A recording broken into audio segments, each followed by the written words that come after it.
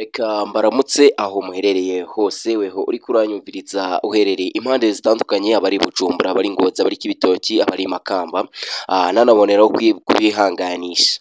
Aka kanya rero tugarutse n'inkuru y'inshamugongo, ni inkuru itari nziza ku Barundi, aho umunyarwenya Yeradi Wanyange amaze kuba yavamo umwuka. Ni amakuru ari kuva hariya mu bitaro bya Kira Hospital, aho uno munyarwenya yararwariye. Aya makuru ari tugeraho kano kanya avuga ko Yeradi Wanyange yitabye Imana kuri uno mugoroba.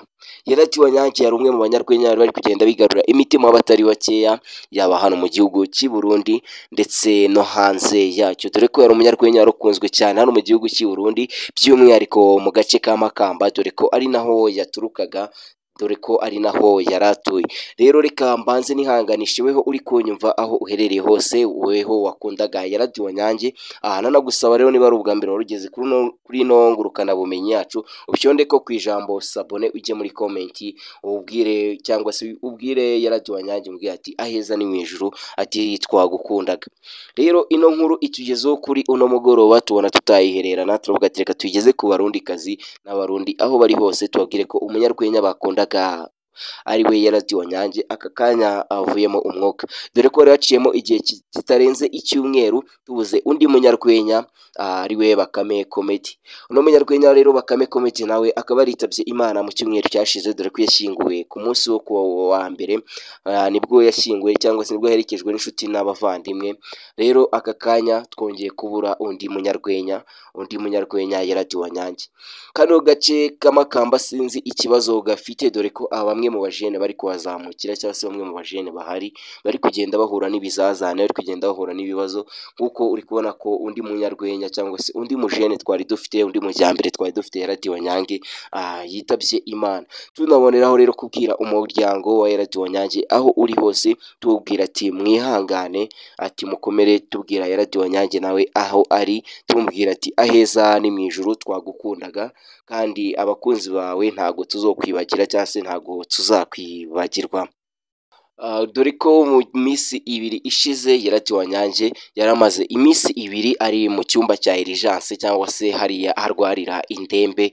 Uyu Yeradi Wanyange rero akaba yari amaze iminsi irenga ibiri, cyangwa se kuva yashyika hariya kuri Kira Hospital, yahise ashyirwa mu cyumba cy'indembe kuri urgence. Na n'ubu akaba ariho yari akiri ategereje ko yakoroherwa cyangwa akaba yahindurirwa icyumba, ariko rero ntabwo bibashije kuba byamugendekera neza, dore ko Yeradi Wanyange ahise avamo umwuka. Akaba yararwajwe n'umwe mu banyarwenya nabo ba hano mu gihugu cy'i Burundi, akaba ari nawe unyuze ku rubuga rwe rwa Facebook apostinga ko Yeradi Wanyange avuyemo umwuka. Reka rero nihanganishe Abarundi bose aho bari, weho uri kunyumva uherereye mu gihugu cy'i Burundi, uri Bujumbura, uri Kibitoki, uri Makamba, aho agace kose uherereyemo, weho wakundaga Yeradi Wanyange, nkubwire ngo ihangane, Imana ikomeze igufashe kandi igomeze ikurinde kwiheba, dore ko ibintu bikomeje kugorana muri kano gace k'Imakamba. Bamwe mu bajene cyangwa se bamwe mu basitari bari muri kano gace bari kugenda batuvamo gake gake, cyangwa se bari kugenda baducomoka. Sinzi ikibazo kiri muri kano gace, bamwe bari kwibaza ese kano gace ko abasitari cyangwa se bamwe mu bajene bakarimo bari kugenda bahura n'ibibazo, cyangwa se bari kugenda baducika, ikibazo kiri muri aka gace ni ikihe? Rero nsaba mwege mutuye muri kano gace k'Imakamba gusenga cyane, kuko uri kubona ko ibizazane biri kugenda bidutera, cyangwa se biri kugenda bihaza.